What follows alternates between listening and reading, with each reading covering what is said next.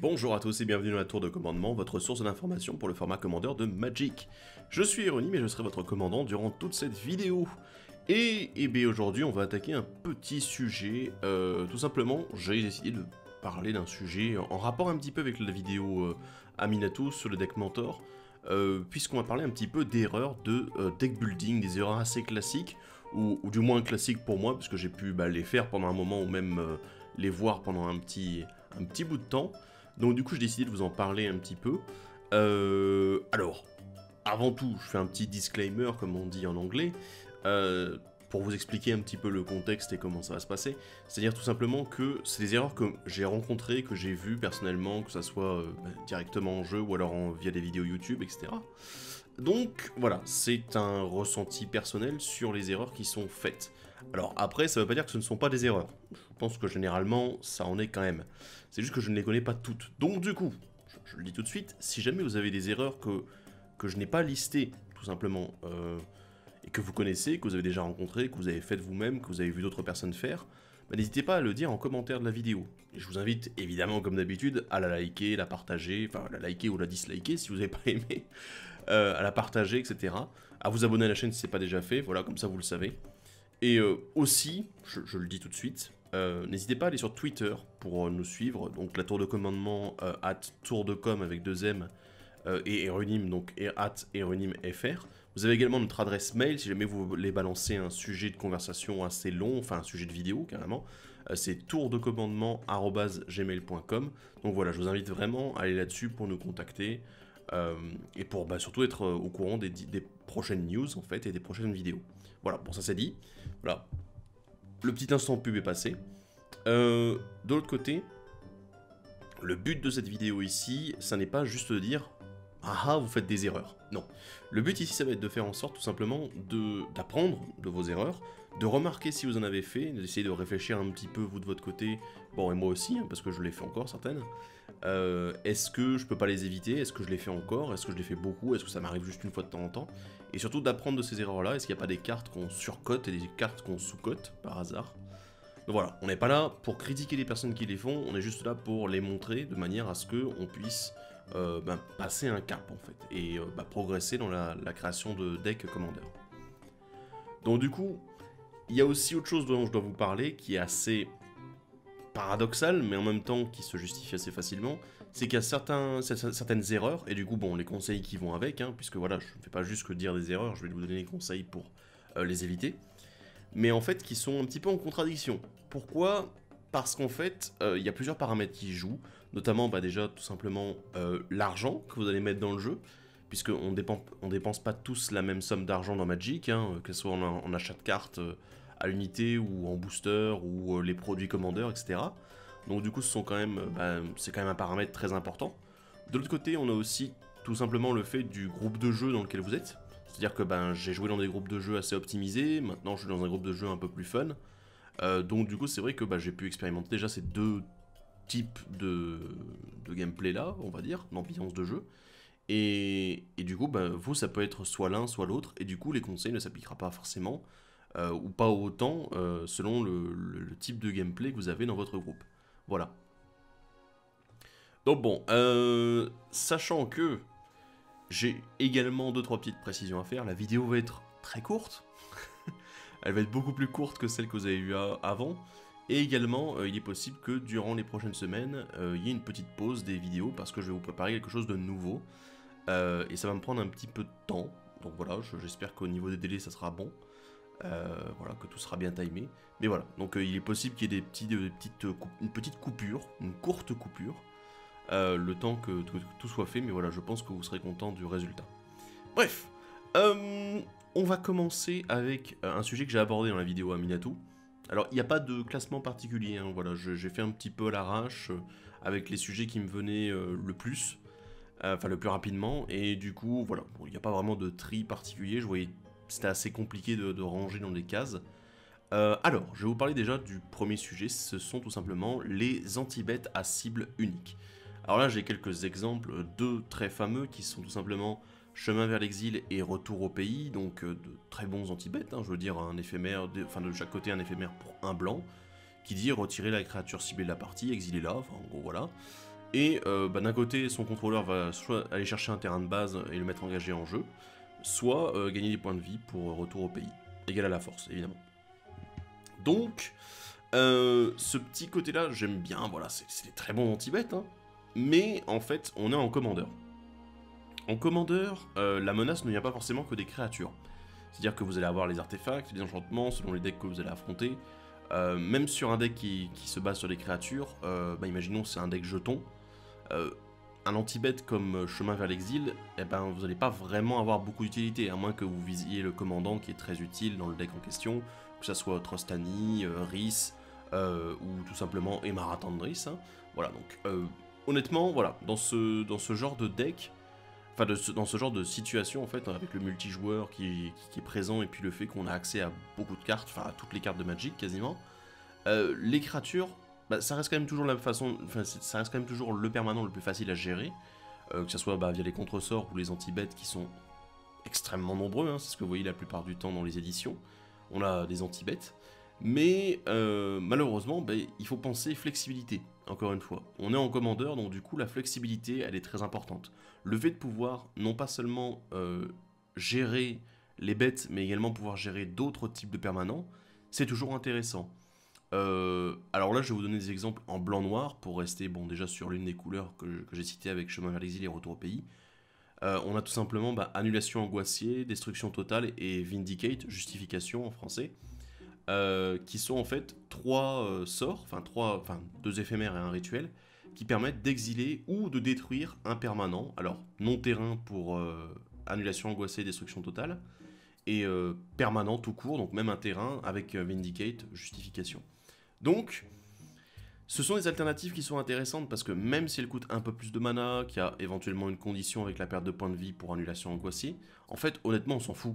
Parce que le fait que ces deux manas soient présents, ça nous garantit juste qu'avec on peut gérer soit un enchantement, un artefact, ou même un planeswalker.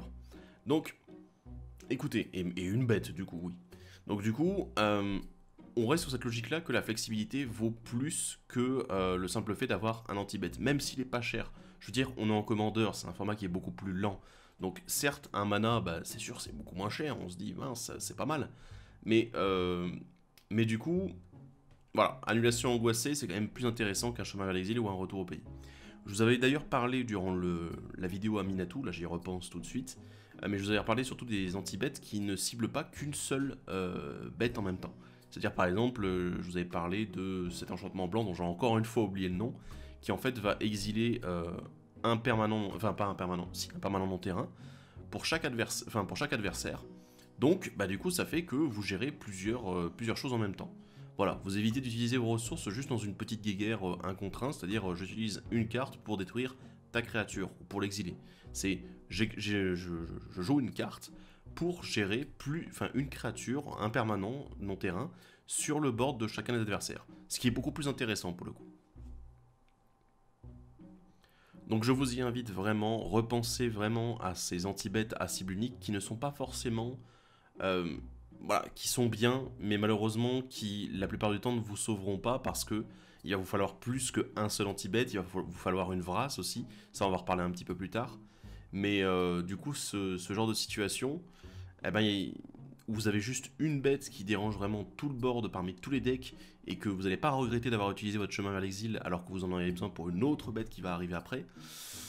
C'est trop, voilà, ou alors vous n'avez pas le truc pour gérer un artefact, c'est beaucoup trop. Pour moi, c'est des cartes qui sont pas assez flexibles et du coup qui vont vous plomber en fait, tout simplement.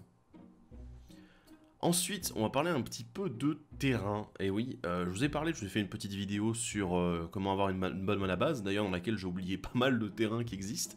C'est quasiment, enfin honnêtement, faire une vidéo sur la base de mana aujourd'hui, vu le nombre de terrains différents qui existent, c'est compliqué. J'ai fait des recherches pendant plusieurs jours et j'en ai oublié, ça m'énerve, en plus même des cartes récentes, ça m'énerve encore plus. Donc voilà, c'est quand même un des points importants du commandeur, vu que la base de mana, c'est déjà un endroit dans lequel on va avoir tendance à investir pas mal d'argent, mine de rien. Et justement, c'est la critique que je vais faire là-dessus, c'est le fait qu'on se focalise tellement sur la base de mana et le fait de dire il faut que j'ai des bilans, il faut que j'ai des bilans, il faut que j'ai de quoi faire 2 couleurs de mana tout le temps, que du coup on a tendance à y investir beaucoup. Et je vais vous prendre du coup un exemple très très courant plutôt. C'est Contrefort Boisé, donc voilà, l'un des fetchlands, classiques, hein, les meilleurs. Vous les engagez, vous payez un point de vie, vous le sacrifiez, et vous allez chercher soit une carte de tel type de terrain, soit une carte de tel type de terrain, ce qui permet d'aller chercher les bilans, etc. Et bah, malheureusement, ces cartes-là, là je suis allé voir un petit peu Contrefort Boisé, ça vaut quand même une petite quinzaine d'euros aujourd'hui. Et ben voilà, c'est quand même assez cher. Mais n'oubliez pas que derrière, vous avez des alternatives. Vous avez par exemple Vallée Forestière, qui a été réédité d'ailleurs dans le Commander 2018. Et du coup, qui est pareil, un fetch, il arrive sur le champ de bataille engagé. Et vous l'engagez, vous le sacrifiez, vous allez chercher voilà, soit une montagne, soit une forêt, tout comme contre Fort Boisé. Pareil, c'est la même chose. Euh, et en fait, bah, la différence de prix, elle est gigantesque entre les deux cartes. C'est-à-dire que là, Vallée Forestière, par exemple, moi je me suis acheté un playset, et ça m'a coûté moins de 2 euros. Voilà, j'ai eu un playset alors que, voilà, j'aurais pu m'acheter, avec un contrefort boisé, je peux m'acheter 3-4 playsets de Vallée Forestière. Et tout ça parce que, ben, déjà, les fetchlands, les originaux, les bons fetchlands, donc voilà, ceux où il faut payer un point de vie, ce sont des fetchlands qui sont joués dans beaucoup de formats, qui sont joués partout, voilà, et du coup qui coûtent beaucoup plus cher. La Vallée Forestière, à mon avis, en dehors du commandeur, elle n'a absolument pas sa place dans un autre format. Parce que c'est beaucoup trop lent, mais on est en commandeur.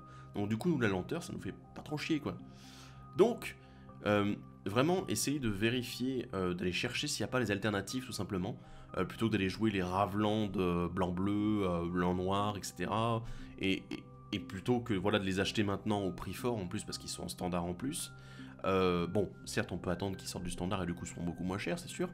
Mais vous pouvez trouver des alternatives toutes bêtes. Bah, par exemple, dans le standard actuel, il y a aussi les checklands qui vérifient si vous avez l'un des types de terrain correspondant à la couleur qu'ils produisent.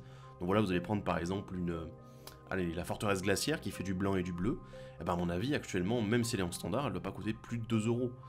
Et c'est ça, ce sont des alternatives, certes, qui sont moins intéressantes parce que, ah mince, je peux pas les chercher avec mon fetchland, ok, d'accord. Mais en même temps, voilà, ce sont des petites alternatives faisables. Et en plus, je vais vous l'avouer tout de suite, hein, en jouant uniquement avec des terrains de base, voilà, si je joue mon deck rouge-vert avec uniquement des montagnes et des forêts, c'est tout à fait faisable à partir du moment où la base de mana est bien calculée. Alors, justement, pour continuer à parler un petit peu des terrains, parce que bon, il faut quand même en parler un minimum. Alors là, je vous ai parlé des terrains du coup qui sont plutôt fat, mais que du coup il y a des alternatives intéressantes. Mais il y a quelque chose que j'ai vu qui m'a fait un petit peu délirer, parce que je l'ai vu très souvent, très souvent, c'est l'utilisation de terrains utilitaires. Alors bon, les fetchlands sont des terrains utilitaires, ok, mais on va dire qu'ils vont chercher les terrains, donc c'est pas vraiment ce que je veux dire par utilitaire. C'est justement tous les autres types de terrains qui, du coup... Bah, je pense que l'exemple sera plus parlant en fait. L'exemple que je vais vous donner, c'est la tour du reliquaire. Vous la connaissez certainement, elle a été rééditée dans M19. Elle a été donnée en plus pour la ligue, il me semble, comme dans une version alternative, voilà, elle est cool et tout. Elle dit que vous n'avez pas de limite au nombre de cartes dans votre main, d'accord. Et elle fait du mana incolore. Bien, c'est cool, pas de limite au nombre de cartes dans la main. Mais honnêtement, dans un deck qui ne pioche pas, dans un deck qui n'a pas de combo pour piocher, ou tout simplement qui pioche pas plus que ça, à quoi ça va vous servir d'avoir une tour du reliquaire dans votre deck? Ça fait juste un terrain qui donne du mana incolore en plus, du coup ce qui peut être gênant d'ailleurs dans votre base de mana, parce que si jamais vous avez des coups très colorés dans votre deck, ça risque de vous emmerder à un moment ou à un autre. Et bah voilà, je veux dire, cette question de pas de limite au nombre de cartes dans votre main, à moins que vous misiez sur le fait que, ah bah tiens, mes adversaires vont aussi me faire piocher beaucoup, parce que c'est la logique, il joue un deck Nekusar, il va me faire piocher énormément. Oui, mais bah voilà, il faut un moment que les cartes qui sont dans votre deck, elles soient dans votre deck, surtout parce que elles synergisent avec votre deck et avec ce que vous voulez faire. Si vous jouez une tour du reliquaire dans un deck, je sais pas, qui pioche pas beaucoup, tiens, un deck blanc-rouge, je vais me dire, je vais vous dire, mais attendez, c'est pas vraiment la place qu'elle a, cette tour du reliquaire.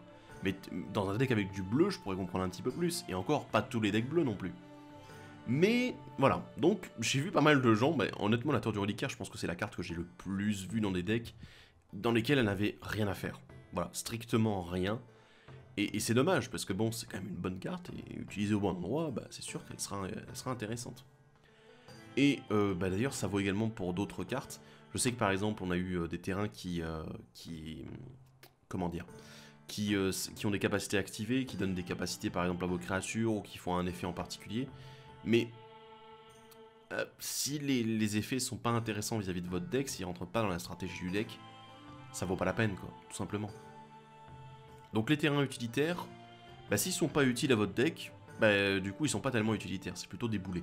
Voilà, donc laissez-les de côté. Laissez les tours du reliquaire tranquilles. Alors, une erreur que j'ai vue vraiment très souvent, c'est une erreur généralement, je l'ai commise aussi, hein, vraiment un paquet de fois. C'est une erreur un petit peu de débutant, je vais dire.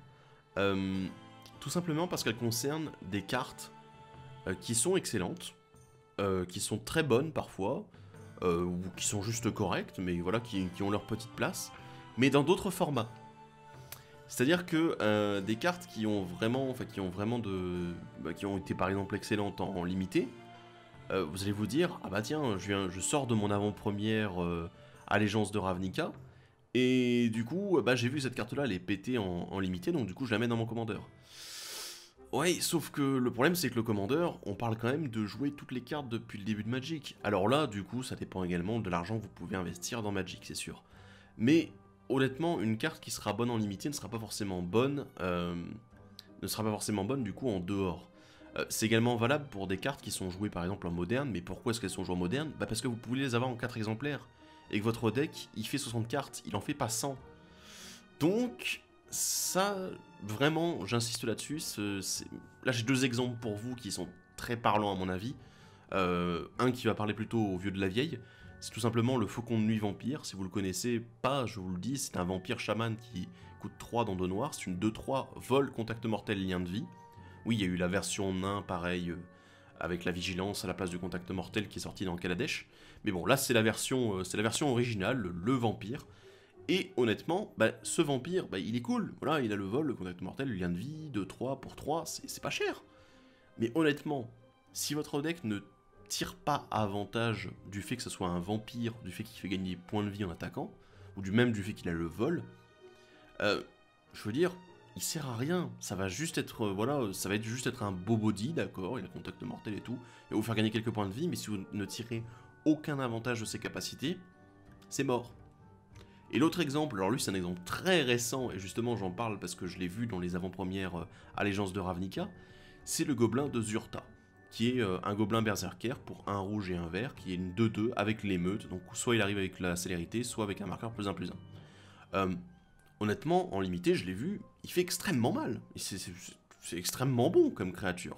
Ça peut être une 3-3 pour 2, ou alors une 2-2 célérité pour 2. Honnêtement, j'ai vu pire comme créature. Et malheureusement, bah, si vous ne tirez pas avantage du fait qu'il a la célérité dans votre deck, ou si vous ne tirez pas avantage du fait qu'il a un marqueur +1/+1, eh ben, il sert à rien. Il va finir empalé. Et n'oubliez pas en plus que c'est du multijoueur. Parce que c'est aussi ça, les autres formats, enfin, tous les autres formats, à moins que vous jouiez à des formats bizarres, se jouent en 1 contre 1. Là, on parle d'un format multijoueur, qui plus est qui est lent, avec 40 points de vie, avec 100 cartes, une identité colorée, un seul exemplaire de chaque carte. Je veux dire, si votre gobelin de Zurta arrive au tour 7, alors que le board est déjà rempli de créatures bien plus grosses qu'elle, il va servir à rien. Même s'il a une utilité vis-à-vis du fonctionnement marqueur +1/+1, et ben malheureusement, il va être un petit peu aux fraises. Donc voilà, j'insiste là-dessus parce que j'ai vu énormément de joueurs qui en fait jouaient des cartes Legacy par exemple, ou des cartes, bon encore quoi que les cartes Legacy, voilà, c'est quand même des cartes qui ont de la gueule, mais qui jouaient des cartes modernes, ou alors des cartes qui étaient bons en standard, mais justement parce qu'elles étaient bons en standard ou en moderne. Et le problème c'est qu'en commandeur, bah, c'est presque risible en fait. Alors, c'est pas pour vous rabaisser, hein. C'est juste que ces cartes-là, elles sont tellement moins puissantes que d'autres cartes qui existent déjà dans le format, que du coup, je veux bien que c'est intéressant d'avoir des alternatives, mais du coup, voilà, elles ont pas tellement leur place dans votre deck, et elles vont le plomber plus qu'autre chose.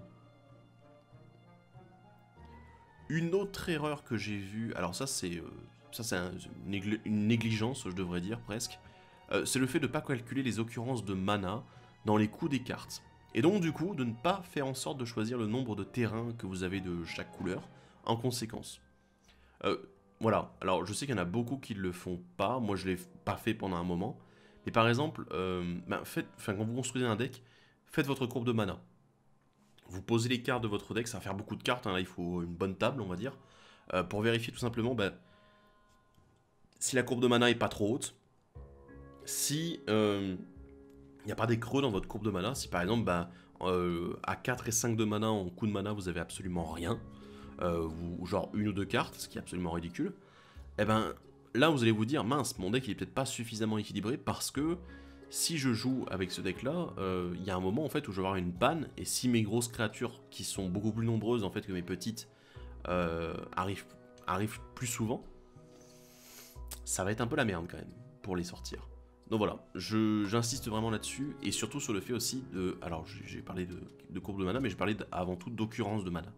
C'est-à-dire si vous jouez par exemple un deck bicolore, tricolore, calculez le nombre de fois où vous voyez les symboles de chaque couleur de mana apparaître dans les coups des créatures et des cartes que vous lancez, et également dans les capacités activées, c'est-à-dire dans les coups des capacités. Si vous avez des capacités activées qui demandent du rouge et du vert, pour un deck rouge-vert, vous êtes obligé de les calculer. Parce que sinon, vous allez peut-être vous retrouver en rade juste parce que vous n'avez pas mis assez de montagnes ou assez de forêts, parce que vous n'avez pas calculé ces capacités-là.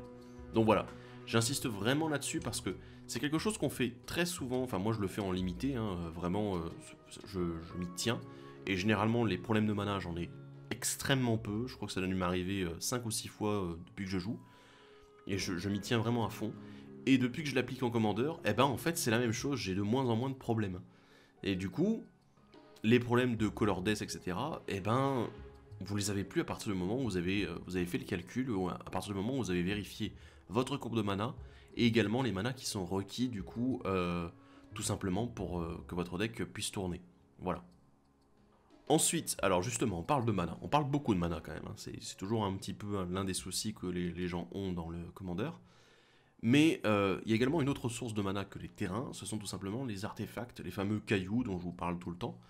Il y a des gens qui ont tendance en fait à les négliger, qui vont dire ah oui non mais moi je joue pas artefact, je joue par exemple le noir-vert, voilà je joue Golgari tout simplement, et je ne vais pas aller mettre le cachet de Golgari dans mon deck parce que c'est pas la logique, je joue pas artefact Golgari. Ce qui est tout à fait faisable d'ailleurs, hein. Je vous rappelle qu'il y a un commandant Golgari artefact qui existe. Je vous en parlerai dans une autre vidéo si vous voulez. Mais en gros, voilà, c'est quand même des petits cailloux qui coûtent pas cher, qui sont vraiment efficaces. Et surtout, en fait, c'est aussi un moyen de ramper. Vous gagnez du mana plus rapidement juste parce que vous avez joué. Donc du coup, voilà, pour 2, vous avez gagné un mana supplémentaire avec le cachet de Golgari. Alors certes, vous avez également le vert disponible. Écoutez, vous pouvez jouer les sorts de rampe et les cailloux en plus. Alors après, si vous jouez mono vert, etc., ou monocolore, c'est sûr que ça n'a pas vraiment un grand intérêt. Mais ces cachets-là, je vous incite vraiment à essayer de mettre la main dessus. En plus, il y a des kits de guild qui sont sortis, qui ressortent pour la deuxième partie de l'allégeance de Ravnica. Et honnêtement, je pense que c'est quand même les cailloux les plus pratiques du monde, qui font du mana coloré, qui vous permettent de recycler un mana qui pourrait être incolore, par exemple, ou un mana d'une couleur que vous avez en trop. Donc honnêtement, allez-y quoi, foncez, c'est vraiment juste en mettre un dans votre deck, en mettre 2 ou 3 si vous avez des cailloux qui font n'importe quelle couleur, ça vous coûtera pas grand chose et ça fera des sources de mana supplémentaires. Je vous ai parlé un petit peu tout à l'heure des terrains du coup, que vous pouviez du coup downgrader, trouver des terrains un peu moins chers qui ont des effets similaires, pas forcément aussi bons, mais l'inverse est également valable. Alors là je vais pas parler de terrains particulièrement parce que les terrains malheureusement sont chers de manière générale. Je vais parler de cartes qui ont généralement des effets similaires à pas grand chose. Parfois ça peut être simplement le fait qu'elles coûtent un mana de plus, ou alors tout simplement que l'effet n'est pas symétrique, etc. Enfin bon, je vais vous donner un exemple tout simple. C'est une carte que je pense que ceux qui veulent jouer des decks gains de points de vie ont regardé dans l'édition Allégeance de Ravnica, qui s'appelle l'Orateur Passionné. C'est une créature pour 2, dont un blanc, qui est une 2-2, et à chaque fois qu'une autre créature arrive sur le champ de bataille sous votre contrôle, vous gagnez un point de vie. Donc, pour ceux qui sont des joueurs plutôt récents dans Magic, on va dire qui sont arrivés ces quelques dernières années, et qui veulent faire un deck point de vie, voilà, qui se lance dans le commandeur, ça a l'air d'être une super carte. Mais, je tiens à vous préciser qu'il existe des alternatives à cette carte-là qui sont bien meilleures, et honnêtement qui coûtent pas beaucoup plus cher. Alors, c'est justement ça, on retourne encore une fois sur le paradoxe dont je parlais tout à l'heure, c'est-à-dire que, En fonction de l'argent que vous voulez investir, bah, vous pouvez par exemple downgrader les terrains en disant je vais pas acheter mes bilans et tout ça, mes cartes à 200 euros, et je vais plutôt aller acheter des créatures qui sont plus efficaces parce que ça me coûtera moins cher finalement. Et là, ben, les alternatives, je vais vous en parler, hein, c'est Garde des âmes, un grand classique de Magic en général, une créature pour 1 blanc, 1-1, qui dit qu'à chaque fois qu'une autre créature arrive sur le champ de bataille, vous gagnez un point de vie. Mais alors là, c'est pas sous votre contrôle, c'est sur tout le champ de bataille. Ça coûte 1 de moins. Alors certes, c'est une 1-1 du coup, évidemment, je veux dire, ça n'est pas être une 2-2 pour 1, mais encore une fois, en fait, on se retrouve avec une situation où la carte est moins chère. Je veux dire, vous pouvez la poser au tour 1. Elle a un effet symétrique, c'est-à-dire que du coup, c'est aussi les créatures que vos adversaires contrôlent qui arrivent sur le champ de bataille qui vont faire gagner des points de vie. Honnêtement, pour vous le dire, c'est vachement pété face à certains jeux. Et l'autre côté, bah, tout simplement, elle coûte quasiment rien en plus au niveau argent. C'est-à-dire que l'orateur passionné, j'ai été vérifié, bon, un playset va vous coûter 1 centime. Une garde des âmes, actuellement, va vous coûter 2 centimes unité. Je pense que vous avez 2 centimes à dépenser pour remplacer votre orateur passionné par une garde des âmes. Voilà. Bon, vous n'allez peut-être pas dépenser l'argent de la livraison en plus juste pour une garde des âmes, c'est sûr. Mais voilà, prenez le temps d'en acheter une dans vos prochains achats pardon, si vous n'en avez pas déjà. Et une autre alternative à la garde des âmes, c'est la suivante de l'âme, qui fait la même chose pour un blanc, c'est une 1-1, et chaque fois qu'une autre créature arrive sur le champ de bataille, vous gagnez un point de vie. C'est juste qu'elle a été éditée une seule fois dans l'Ascension des Eldrazi, et du coup elle doit valoir peut-être un petit peu plus de sous, puisque bah, c'est une alternative, et qu'elle a été éditée une seule fois, contrairement à la garde des âmes. Donc voilà, ça c'est pour vous parler un petit peu des cartes à effet similaire, mais un peu plus efficaces, voilà, et que vous pouvez du coup trouver très facilement, quoi. Si vous allez sur certains sites de spoilers notamment, des fois ils vous proposent les cartes qui sont similaires, qui ont des effets similaires. Et ben écoutez, voilà, vous avez la liste. Alors, le prochain problème que j'ai vu, alors c'est un problème dont j'ai parlé dans la vidéo Aminatou, je ne vais pas reprendre l'exemple de Aminatou, pour le coup, je vais faire mon propre petit exemple, c'est tout simplement de céder à la technique du fil en aiguille. C'est-à-dire mettre une carte parce qu'elle a une synergie avec une autre carte du deck, mais pas forcément avec le commandant et la logique du deck. C'est-à-dire que vous allez partir du commandant, vous allez avoir une très bonne carte que vous allez mettre, et puis vous allez en mettre une autre qui est à peu près en rapport avec la carte précédente, puis ensuite une autre qui est en rapport avec les deux précédentes, mais plus avec le commandant en fait. Et c'est un peu, on se perd un peu dans la réflexion en fait. L'exemple que je peux vous donner, c'est tout simplement Saeli la Talentueuse, le Planeswalker bleu-rouge de l'édition Commander 2018, dont je vous ai parlé, j'ai fait un deck dessus, enfin voilà, la totale. La Sphère de Bataille Myr, qui est une 4-7 pour 7 créature artefact qui fait des Myrs quand elle arrive sur le champ de bataille en plus, 4 Myrs. Donc du coup, bah, ça fait quand même au total 5 artefacts pour 7 mana, c'est plutôt cool. Avec un effet plutôt cool, avec enfin, quand elle attaque, vous pouvez engager X Myrs dégagés, vous contrôlez, elle inflige autant de blessures aux joueurs ou au Planeswalker qu'elle attaque, et elle gagne plus X plus 0. C'est plutôt cool. Voilà, bah, c'est une petite auto-synergie en fait avec les Myrs qui sont créés. Et par exemple, dans votre deck Saeli, vous allez peut-être vouloir mettre le Myr scintillant, qui a un Myr qui coûte 3, c'est une 2-2 flash, et vous pouvez lancer des sorts d'artefacts comme s'ils avaient le flash. Très bien, c'est cool pour un deck artefact d'avoir le flash. Voilà, ça donne ça permet de répondre assez facilement, et puis surtout de ne pas poser forcément vos artefacts durant votre tour. Donc c'est cool, ok. Et là, vous vous dites, ah ouais, mais c'est bien, parce qu'il y a la sphère de bataille Myr, elle aime bien avoir des Myrs supplémentaires. Il y a un Myr scintillant en plus dans le deck. Et si on faisait encore plus de Myr? Et là, vous mettez une matrice à Myr. Un artefact qui coûte 5, indestructible. Tous les Myrs gagnent plus 1, et vous pouvez payer 5 pour créer un Myr, 1-1. Voilà. Bon, écoutez, là je pense qu'on s'est pas mal éloigné du sujet de base, hein, parce que bah, la matrice à Myr, bah, c'est cool, elle donne plus 1 à vos Myrs, d'accord. Elle permet de faire des jetons à artefacts, c'est pas mal, mais ça coûte 5 mana, c'est quand même extrêmement cher. Autant vous dire que là on s'est éloigné pas mal du sujet, parce que vous avez mis la sphère de bataille Myr, vous avez mis le Myr scintillant, vous avez peut-être mis les Myrs qui font du mana, pourquoi pas, plus d'autres Myrs, etc. Et vous avez dit ouais je vais mettre plein de Myrs parce qu'avec la sphère de bataille Myr c'est super fort. Oui, sauf que la sphère de bataille Myr n'est pas votre commandant c'est Saeli. Et Saeli, bah, malheureusement, elle aime plutôt que les artefacts ne soient pas tous des Myrs, et que ce soit pas uniquement des jetons non plus. Donc, pas terrible. Je vous avoue, voilà, c'est le genre de réflexion qu'il faut essayer d'éviter. tout simplement le fait de s'éloigner du deck, enfin du commandant d'origine, parce que voilà, j'ai vu des cartes qui allaient bien ensemble et tout, et il y a encore une carte qui va bien avec les deux autres précédentes, et voilà, et du coup ça dérive complètement. Donc rappelez-vous, focalisez-vous un maximum sur ce que le commandant fait. Voilà. Et à chaque fois que vous voulez mettre une carte dans votre deck, dites-vous, est-ce que ça fonctionne avec le commandant? Et justement, une autre erreur que j'ai vue assez souvent, qui est un peu en rapport avec ce que je viens de dire, c'est de faire tout simplement un petit speed dating, dire ah tiens, je veux jouer 4 couleurs aujourd'hui. Alors, quel commandant me permet de jouer 4 couleurs? Hop, je fais la liste des commandants 4 couleurs, il n'y en a pas énormément. Et bah je vais te prendre toi parce que bah t'as les 4 couleurs. Voilà. C'est tout simplement le fait de prendre un commandant uniquement parce qu'il a une identité colorée. Et de pas forcément prendre en considération le fait qu'il a des capacités. Il a une possibilité derrière de faire des synergies avec votre deck, etc. Et juste, voilà, c'est comme si vous faisiez un deck, autour de Carona, donc fausse divinité, qui est 5 couleurs, voilà, blanc, bleu, noir, rouge, vert. Pour l'explication, elle coûte 6. Et c'est une 5-5, une créature légendaire qui a la célérité. Au début de l'entretien de chaque joueur, ce joueur dégage Carona et en acquiert le contrôle. Et quand elle attaque, les créatures du type de votre choix gagnent +3/+3 jusqu'à la fin du tour. Et il y en a qui jouent Carona, pourquoi? Parce que Carona a les 5 couleurs, voilà. J'ai pas envie de jouer Child of Alara, j'ai pas envie de jouer la Horde de Notion, donc du coup, je vais jouer Carona, voilà, parce que 5 couleurs. Et je trouve ça un petit peu dommage. Alors certes, il y a des cas dans lesquels vous voulez faire un gros bloubi-boulgain en disant je vais jouer 5 couleurs parce que j'ai envie de jouer 5 couleurs et puis let's go. Et du coup, là je peux comprendre, voilà, Enfant d'Alara par exemple, c'est un deck, voilà, il n'y a pas vraiment de synergie autour du commandant. Hein.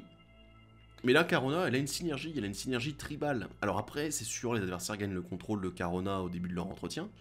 Mais justement, vous pouvez jouer autour aussi. Il y a moyen, il y a des enchantements, des artefacts qui existent pour faire en sorte que Carona ne puisse pas vous attaquer, tout simplement. Et du coup, elle sera obligée d'attaquer les adversaires. Donc, c'est plutôt cool. Et derrière, vous pouvez faire un petit tribal, voilà, avec Carona en pinacle, en gros. Si vous arrivez à avoir vos 6 mana, elle arrive, elle donne +3/+3 à vos créatures.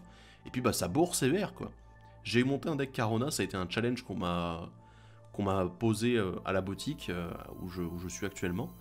Et on m'a dit, voilà, tiens, fais un deck autour de Carona, fais en sorte qu'elle soit viable et qu'elle soit pas là uniquement pour les 5 couleurs. Eh je l'ai fait. Je vous en parlerai peut-être un jour, tiens, ce serait peut-être pas mal, du coup ce sera un nouveau type d'émission, le Deck Challenge, où j'ai fait uniquement un deck avec les cartes que je possédais au moment où on m'a imposé du coup de le faire. Donc voilà, avec une stratégie bien particulière, etc. Donc pourquoi pas, ça peut être intéressant aussi. Donc voilà, Carona, ne la laissez pas juste parce que c'est une 5 couleurs, et essayez d'exploiter ses capacités un maximum. Bon, sauf si c'est vraiment fait exprès, quoi. Ensuite, alors ça c'est une erreur que je vois depuis que je joue dans un groupe de jeux un peu plus fun, c'est tout simplement le manque de cartes réactives, pour s'occuper tout simplement des decks adverses. Parce que vous n'êtes pas seul à jouer, vous avez envie de faire des synergies, ok, je sais, j'aime bien le boui-boui, hein, vous savez, j'adore le boui-boui. Donc du coup, oui, c'est bien de pouvoir boui-bouiter et tout, d'avoir prévu tous les éléments pour boui-bouiter, mais n'oubliez pas que vous n'êtes pas tout seul à jouer à table, et que si quelqu'un boui-bouite plus fort que vous, c'est lui qui va gagner et pas vous, c'est tout. Et là, c'est tout simplement le manque de cartes réactives qui fait que, dans votre deck, dans un groupe de jeu en général, celui qui va sortir le mieux, c'est celui qui aura le mieux optimisé son deck, de manière tout simplement à ce que les synergies soient plus nombreuses, à ce qu'il y ait des combos infinis, etc. Et que en fait tout simplement il gagnera parce qu'il a mieux optimisé son deck et qu'il est sorti plus vite. Et éventuellement que lui a mis des cartes réactives pour gérer vos synergies. Et c'est quand même... Alors je veux bien quand vous jouez un deck agressif, vous vous dites mais non mais je vais pas aller mettre des trucs pour tuer toutes les bêtes. Et malheureusement je dois vous dire que si, vous êtes obligé à un moment de pouvoir faire en sorte de gérer les bêtes parce que il faut quand même prendre en compte que les adversaires peuvent avoir des créatures plus grosses que vous et qui à un moment vont vous emmerder et faire que votre stratégie agressive ne va pas payer. Pareil, si vous jouez combo, essayez de trouver des cartes qui peuvent être à la fois réactives et également vous aider à progresser dans votre synergie, dans votre combo. Et là, c'est encore une fois là où on retourne sur les cartes qui ont pas mal de flexibilité. Parce Parce que le fait d'être flexible, ça vous donne par exemple la possibilité de pouvoir gérer ce que fait l'adversaire, mais aussi de faire avancer le plan de votre deck. Ce qui est extrêmement important bien sûr. Donc du coup je vais vous parler de quelques cartes réactives que j'ai tendance à jouer. Bon, pour chacune des couleurs je vais vous en présenter quelques-unes, hein, des classiques généralement. Bon, on va commencer simple avec la colère de Dieu pour le blanc, voilà, qui détruit toutes les créatures qui ne peuvent pas être régénérées. Voilà, c'est de l'anti-bête de masse. Plus intéressant du coup que les anti-bêtes mono-cibles également. Après on a le commandement d'austérité aussi en blanc, un rituel pour 6 dont 2 blancs, qui vous permet de choisir entre deux modes, soit vous détruisez tous les artefacts, soit tous les enchantements, soit toutes les créatures dont le coût converti de mana est inférieur ou égal à 3, soit toutes les créatures dont le coût converti de mana est supérieur ou égal à 4. Honnêtement c'est l'un de mes préférés. Ce commandement d'austérité, alors vous dites oui mais la vrase, enfin la colère de Dieu elle coûte que 4, là il coûte 6, oui mais là vous avez moyen de détruire aussi les artefacts ou les enchantements, et aussi de filtrer les créatures, c'est-à-dire, vous jouez un deck grosse bête, bon alors avec du blanc, voilà, j'y crois pas trop, mais vous jouez un deck grosse bête, et vous dites, je vais détruire toutes les petites bêtes. Vous jouez un deck jeton, petite bête, vous dites, je vais détruire toutes les créatures qui ont un coût converti de mana de 4 ou plus. Et c'est extrêmement flexible et c'est extrêmement fort. Honnêtement, pour l'avoir joué, je l'ai joué dans tous mes decks blancs depuis que je l'ai eu, et franchement, ça déboîte quoi. Voilà. Ensuite en bleu, on a un autre commandement, c'est le commandement cryptique, extrêmement connu en commandeur, qui coûte 4 dont 3 bleus, voilà, c'est assez cher quand même, très coloré. Un éphémère qui vous demande de choisir entre deux modes, encore une fois, contrecarrer le sort ciblé, ou renvoyer le permanent ciblé dans la main de son propriétaire, ou engager toutes les créatures que vos adversaires contrôlent, ou piocher une carte. Et là je tiens à préciser une chose, c'est que ce commandement cryptique, il est valable en fait dans pas mal de stratégies. Vous dites, ouais il y a la contrecarre, c'est cool, voilà c'est un contre-sort. Oui mais non, il y a aussi la pioche, qui peut être intéressant dans certains plans de jeu. Il y a le fait de renvoyer un permanent ciblé dans la main de son propriétaire. Permanent, c'est-à-dire un terrain qui vous emmerde, vous avez le droit de le renvoyer, un Planeswalker aussi. Donc c'est pas mal du tout. Et surtout, moi j'adore, c'est le troisième mode, le engager toutes les créatures que vos adversaires contrôlent. Parce que, mine de rien, vous avez moyen de faire des decks bleus qui sont agressifs. Et j'en ai déjà fait. Et avec le commandement cryptique en plus derrière pour être encore plus agressif, c'est extrêmement fort. C'est extrêmement fort. Donc moi je vous invite vraiment à tâter un petit peu ce commandement cryptique, à voir un petit peu ce qu'il peut faire dans vos decks, ne serait-ce que voilà, si vous voulez jouer du contre-sort, et le fait d'avoir plusieurs modes d'un coup, c'est vachement cool quoi. Une carte qui est un peu dans le même sens que le commandement cryptique, pardon, c'est la confluence mystique justement, un éphémère qui coûte 5 dont 2 bleus, lui, donc il est un petit peu moins coloré. Vous choisissez 3, donc parmi les modes disponibles, mais vous pouvez choisir plusieurs fois le même mode. Vous contrecarrez le sort de ciblé, à moins que son contrôleur ne paye 3. C'est une mana leak, plutôt sympa. Renvoyer une créature ciblée dans la main de son propriétaire. Bon, voilà, c'est un petit peu moins efficace que renvoyer le permanent, mais on passe. Et piocher une carte. Et justement, en fait, le fait de pouvoir choisir plusieurs fois le même mode, ça fait que, par exemple, on demande à l'adversaire ciblé de payer 6 pour jouer son sort. Et derrière, vous piochez une carte. C'est sûr, c'est moins efficace que le commandement cryptique, mais c'est un peu plus flexible, en fait. Parce que déjà, il n'y a que 2 mana colorés dans le coup de mana.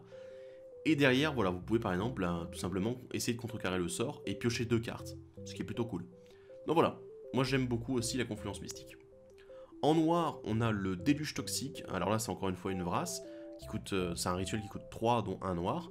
En tant que coût supplémentaire, vous payez X points de vie, et toutes les créatures gagnent moins X jusqu'à la fin du tour. Donc du coup ça passe au-dessus de l'indestructible, parce que ça diminue l'endurance de la créature, ça ne lui inflige pas des blessures, ce qui est une grosse différence. Et derrière, la seule ressource en fait nécessaire, c'est les points de vie. Bon, on est en commandeur, ça va. 40 points de vie, vous allez pouvoir utiliser au moins 5 ou 6 points de vie pour tuer toutes les bêtes, quoi. De l'autre côté, surtout, c'est que le coût de mana est extrêmement ridicule, quoi. Je veux dire, 3, c'est bien, c'est extrêmement bien. On a un petit peu pareil avec le Zénith de Noir Soleil qui coûte X et 2 mana noirs, c'est un rituel aussi, qui met X marqueur -1/-1 sur chaque créature, et vous le mélangez ensuite à la bibliothèque de son propriétaire. Ça j'aime beaucoup. Les Zéniths qui sont justement des cartes qui retournent dans la bibliothèque de leur propriétaire, c'est toujours une bonne chose. Et encore une fois, là, mettez X marqueur -1/-1, donc du coup, pareil que le déluge toxique, ça passe au-dessus de l'indestructible, donc c'est plutôt cool. En rouge, on a un sort que j'aime beaucoup, qui gère en fait tous les types de permanents, c'est la distorsion chaotique, qui coûte 3 dont un rouge, un éphémère, qui dit que le propriétaire du permanent ciblé le mélange à sa bibliothèque et révèle ensuite la carte dessus de sa bibliothèque. Si c'est une carte de permanent, il la met sur le champ de bataille. Très utile si vous jouez contre un deck contrôle qui a d'un seul coup un gros truc qui va vraiment vous emmerder jusqu'au bout de la vie. Parce que bah, les jeux contrôle ont rarement quand même, bon à part les jeux de taxes, etc. Enfin, et tout ce qui peut vous embêter. Mais les jeux contre sort vont rarement avoir beaucoup de permanents. Pour vous dire, voilà, j'en sais quelque chose. Et de l'autre côté, bah voilà, ça reste quand même du tirage au pif. Je veux dire, il a quasiment aucune chance de retomber sur la même carte. Alors après, il peut tomber sur pire, oui, bah voilà. Mais c'est l'un des meilleurs anti-permanents, pardon, du rouge. Donc, écoutez, moi je vous le propose, c'est quand même pas mal d'avoir ce genre de réactivité. N'oubliez pas également qu'il y a aussi des sorts qui infligent X à toutes les créatures qui existent en rouge. C'est plutôt cool, voilà. Plus des sorts qui détruisent des artefacts, etc. Enfin, vous avez quand même pas mal de choses disponibles, à vous de fouiner. Voilà, mais je vous ai donné la distorsion chaotique, c'est un peu une référence. Ensuite, en vert, on a pas mal. On a tout d'abord un anti-permanent, c'est réveiller la bête. Beast Within, pour ceux qui le connaissent mieux son nom anglais. Un éphémère qui coûte 3, dont un vert. Vous détruisez le permanent ciblé et son contrôleur met une 3-3 bête, voilà.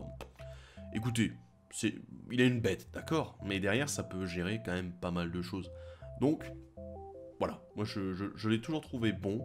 Pas forcément auto-inclus en vert, mais dès que vous avez besoin d'un petit peu de gestion, parce que voilà, vous avez peur d'être pas assez réactif, ben voilà, c'est une bonne chose. Pareil avec un grand classique qui est la boue acide. Une créature qui coûte 5 dont 2 verts, c'est une 2-2 contact mortel, et quand elle arrive sur le champ de bataille, vous détruisez un artefact, un enchantement ou un terrain ciblé. Et bah je vous avoue que c'est quand même vachement sympa. Je veux dire, destruction d'artefacts et d'enchantement c'est plutôt classique en vert, d'ailleurs la prochaine carte le fait également, mais le terrain en plus c'est vachement cool parce que les terrains spéciaux qui font vraiment beaucoup de bordel en commandeur, il y en a quand même quelques-uns. Et ce sera toujours utile du coup d'avoir la boue acide pour s'en débarrasser. Et la dernière carte en verte, c'est la poigne Grossiane, qui coûte 3, dont un vert, c'est un éphémère avec la fraction de seconde, c'est-à-dire que quand il est sur la pile, les joueurs ne peuvent plus lancer de sorts ou activer de capacités qui ne sont pas des capacités de mana. Donc voilà, il est obligé de se résoudre, il n'y a pas de réponse possible. Vous détruisez l'artefact ciblé ou l'enchantement ciblé, donc vachement cool, voilà, c'est un grand classique aussi pour gérer artefacts et enchantements, qui sont toujours aussi nombreux en commandeur. Alors, là je viens de parler du fait que les decks parfois n'étaient pas assez réactifs. Et maintenant je vais vous parler de l'exact opposé, c'est tout simplement le fait que des fois il y a des decks qui manquent de conditions de victoire. Parce que le deck va être beaucoup sur la réactivité, ou alors il va tellement boubouiter mais à un petit level, que du coup ça va pas être extrêmement efficace. Alors, dans le deck trop réactif, j'ai pris un commandant totalement au pif. Non, pas vraiment. C'est Baral, directeur de conformité. Donc une créature légendaire qui en fait va réduire le coût de vos éphémères et de rituels de 1, et surtout en fait qui fait qu'à chaque fois que vous montrez un sort, enfin, vous contrecarrez un sort avec un sort ou une capacité, vous pouvez piocher une carte et défausser une carte. Alors justement, Baral, c'est vraiment le truc qui nous dit contre-sort jusqu'au bout de la vie. Mais voilà, il faut quand même se tempérer un minimum, puisque de toute façon, Baral, voilà, faire un deck contre-sort c'est cool. Mais au bout d'un moment, les contre-sorts, vous n'en aurez pas assez pour toute la table. Et surtout, il faut quand même que vous arriviez à gagner. Hein. Je veux dire, vous n'allez pas attaquer avec une 1-3 sur tous vos adversaires pour faire les dégâts de commandant létaux. Hein. Donc voilà, vous n'allez pas infliger 21 points à chacun de vos adversaires, c'est pas possible. Ou alors vous allez tout simplement les faire concéder d'ennui. Et vous risquez d'avoir des surprises après, puisque voilà, les decks contrôle, il y a moyen aussi de les contrôler. Donc vous risquez d'avoir des surprises par la suite si vos collègues qui jouent avec vous d'habitude, soit ils ne veulent plus jouer avec vous, soit ils ont fait des decks exprès pour vous emmerder. Et là ça va être beaucoup moins cool pour vous. Ensuite, tout simplement, les decks qui boubouitent à trop petit level, malheureusement c'est vrai que voilà ça boubouite, mais si vous n'avez pas moyen de gagner avec, il faut trouver un équilibre. Il faut trouver un équilibre entre le ultra explosif qui veut faire des combos ou de l'agressivité qui gagne, et la partie où on contrôle un petit peu ce qui se passe aussi sur le board adverse. C'est un équilibre à trouver. Alors il y en a qui iront sur le full bourrin, avec vraiment très peu de sorts de gestion, mais parce que c'est comme ça qu'il fonctionne, hein. Je veux dire, voilà, j'ai un mono vert Selvala, qui fonctionne sur la stratégie de l'ultra bourrin. Il a quelques cartes qui sont là pour gérer la table, en cas de besoin, mais sinon la plupart du temps il est extrêmement bourrin. Et il y en a d'autres du coup qui sont un peu plus sur le côté gestion, mais aussi il faut prévoir des conditions de win, voilà. Donc n'oubliez pas, il faut savoir gérer, mais il faut aussi savoir gagner. Voilà, ça c'est les principaux, c'est les principales erreurs en fait que j'ai repérées en commandeur avec toute l'expérience que j'ai pu avoir. Après, si je peux vous donner 2-3 conseils en plus dans la construction de deck, référez-vous surtout à ce qui se passe autour de vous.